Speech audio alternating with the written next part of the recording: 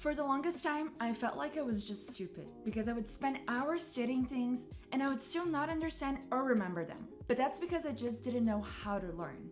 Because no one ever taught me. So I just did what I thought I had to do, like highlighting my textbook, writing down everything that the teacher wrote on the blackboard, reading and rereading the textbook without a clue to why I felt so bored and uninterested on what I was learning. So in this video, I'm gonna be sharing with you how I made learning anything easy and fun, especially hard subjects. And if you're new here, hi, my name's Karina. Welcome to my channel where I share study hacks, productivity tips, and practical frameworks to help you to elevate your life through education. Tip number 1, make it easy. Hard topics are hard for a reason, and it's because it feels like it's just too complex that it just goes over our heads without a second thought. So before you try to tackle anything complex to understand, break it down into small and digestible to-do lists of what you have to learn to fully understand the topic. For example, instead of trying to understand advanced calculus formulas on its own from the get-go, break the formulas down to their most basic components, like adding, subtracting, multiplying, and dividing. And once you create this step-by-step process that breaks down scary formulas into simple steps, you're going to be more confident in your ability to solve these complex questions with ease.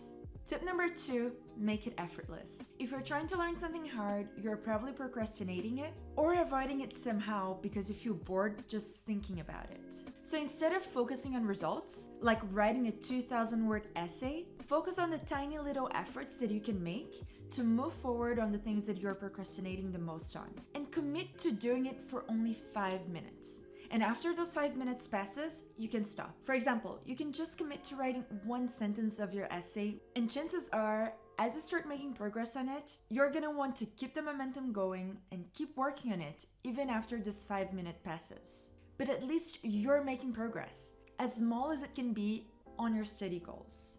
Tip number 3, make it interesting. We learn much more effectively and retain more information when we're genuinely curious about what we're learning. In fact, studies found that the activity in the midbrain and nucleus accumbens was enhanced during states of high curiosity, which means that when you are genuinely curious about what you're learning, you can naturally learn new things more effectively and remember what you learn more efficiently.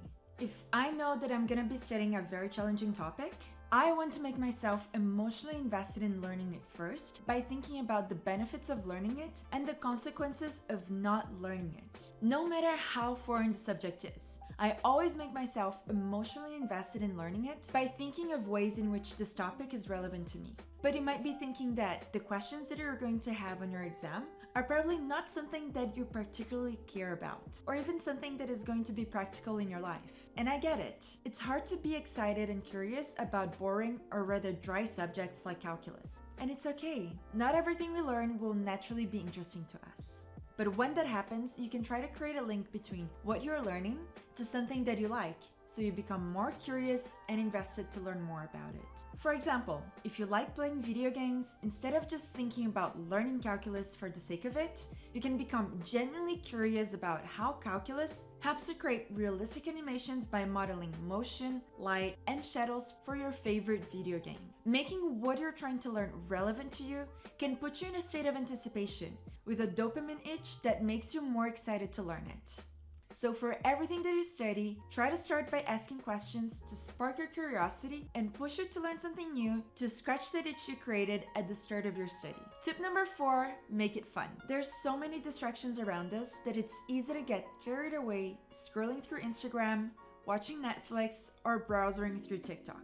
So instead of getting carried away with our distractions, treat your distractions as incentives to stay focused by using your distractions as rewards for completing specific study tasks. And to do that, you first need to define specific study goals and tie those distraction rewards to achieving those goals. For instance, you only allow yourself to indulge in one episode of Friends after you complete your chemistry quiz. And don't forget to allocate specific time slots for distractions within your study routine, so you don't just end up scrolling through TikTok for the next 2 hours. And this way, distractions become planned rewards rather than interruptions in your day. And this process of gamification shortens the feedback loop and makes learning more rewarding by releasing dopamine in our brains.